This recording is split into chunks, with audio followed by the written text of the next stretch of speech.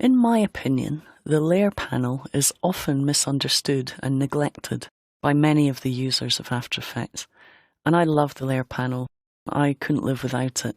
And I really recommend that new users get to know the layer panel because it can really improve your workflow to do a lot of your work in the layer panel as opposed to doing everything in the composition. If you imagine I've got 40 layers and I'm always working in the composition view, I'm always having to wait for all the layers to update. But by working in the layer panel, I can work on one layer at a time and even isolate effects and work on effects one at a time without having to wait for all the other layers to render. So it can improve efficiency working in the layer panel. If you want to follow along here, we're in Layer Panel AEP, which you can find in the Fine-Tuning Animation folder. And in here, I have a composition. If we open my composition settings, you'll see it's 1920 by 1080 HD. And in there, I have a piece of red footage, which is massive. If I zoom out, using comma and period on the keyboard, allow me to zoom in and zoom out of the composition, you'll see that the piece of footage is represented by this frame here. So you can see the red footage is much bigger than my composition.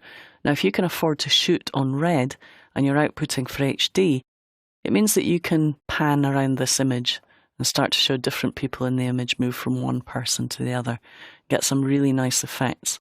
So you can shoot super wide and then use the wide shot and zoom into it to get a little bit more detail.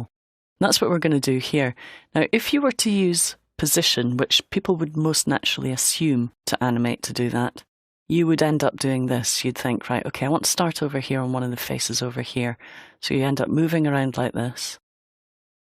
You find the person you want to start on. So we'll maybe start on this person here. And then I say, okay, now I want to zoom in. So I'm going to open up scale. And you'll notice that as I zoom in, that person goes out of the shot. And that's because the anchor point is in the middle of the layer. Okay? So a couple of things. Instead of doing that, instead of having to search around for the people that we want to view by just moving the image around inside the frame, what we can do is just reset our position. So I'm going to right click and say reset position. And then I'm going to double click the layer. And that's going to open it up in my layer panel where we can see the entire layer. Now, at the moment, it looks very squished, and you'll notice that none of the effects are applied. The first thing I'm going to do is fix the squishness by toggling my pixel aspect ratio correction button. And that now shows me at the correct pixel aspect ratio. I'm then going to drag it to the side of my composition panel in the same frame as my project panel, so I can see both side by side. And we start to see the benefit of working in the layer panel. My comp panel gives me an overview of what my output's going to be, but in my layer panel, I can clearly see all of the content, so I don't need to move the layer around in order to see the different people within the shot. Now, if I want to select one of these people, instead of having to move the layer here, what I can do is actually move the anchor point here. And you'll notice that as I drag the anchor point, whoever's face I drag the anchor point onto becomes the central person within the shot. So if I want to start on this person here, I can move the anchor point over there. You can see I need to scale up a little bit to fill the frame. So let me just put that on fit up to 100% so you can see that.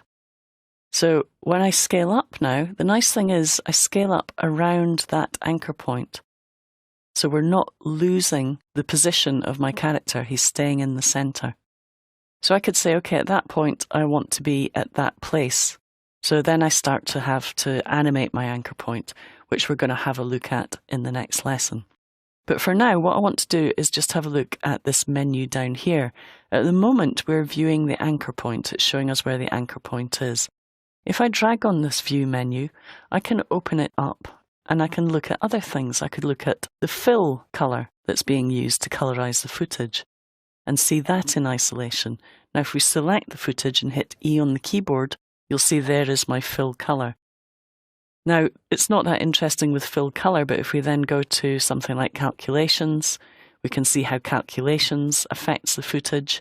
And if I need to, I could open up my effect control panel and make adjustments to that without having to wait for the other things to render, like tint and noise, for example.